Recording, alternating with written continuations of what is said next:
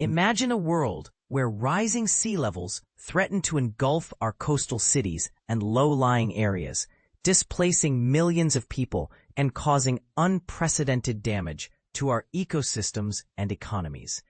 This is the stark reality we're facing due to climate change, and it's more crucial than ever to understand the drivers of sea level rise. For the past 20 years, scientists have relied on high-resolution satellite data to calculate fluctuations in global ocean mass. But what if we could extend this record back even further?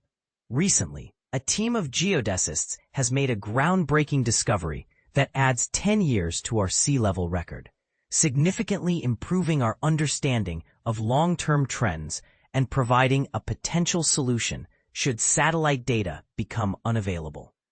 But here's where it gets interesting. This achievement is not just about extending our record, but also about reconciling old and new techniques for measuring ocean mass change.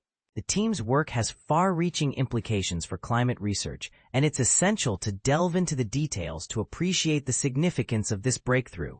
So, let's dive into the world of geodesy and explore how scientists measure sea level rise. When it comes to sea level rise, there are two main components to consider: the steric component, which refers to changes in water density, and the barostatic component, which is related to changes in ocean mass. To measure these components, scientists have traditionally relied on indirect methods, such as adding up mass loss from ice sheets, glaciers, and land water storage. However, these estimates are not always consistent, as they're developed by different groups using varying methodologies. This is where satellite laser ranging, SLR, comes in, a technique that involves bouncing ground-based lasers off orbiting satellites to track changes in ocean mass. SLR has been used for decades to measure Earth's non-uniform gravity field, but it has its limitations, particularly when it comes to spatial resolution. The question is, how can you observe ocean mass change from Antarctic melting using a technique with a 4,000-kilometer spatial resolution? This is where NASA's Gravity Recovery and Climate Experiment, GRACE, missions come in.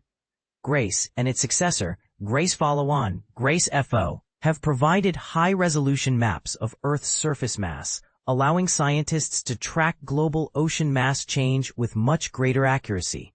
However, GRACE data also have their caveats, including a short time span and an 11-month gap between the two missions.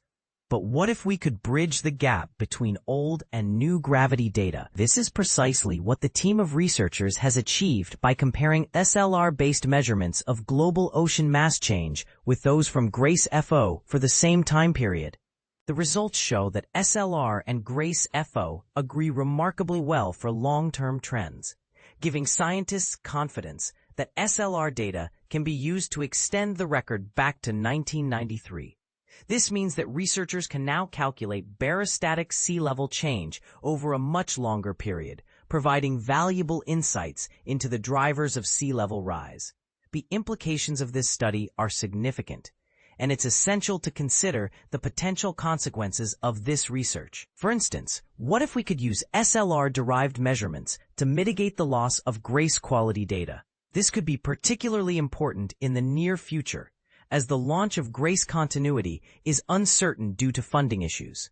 The loss of GRACE quality data would severely hamper climate scientists' ability to accurately track drivers of sea level rise, and it's crucial to explore alternative solutions.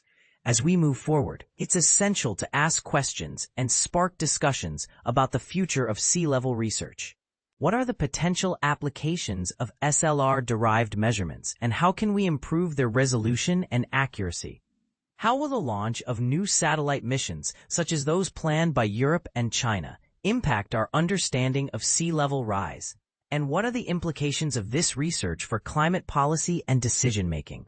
These are just a few of the questions that need to be addressed, and it's crucial to encourage discussion and debate in the comments below.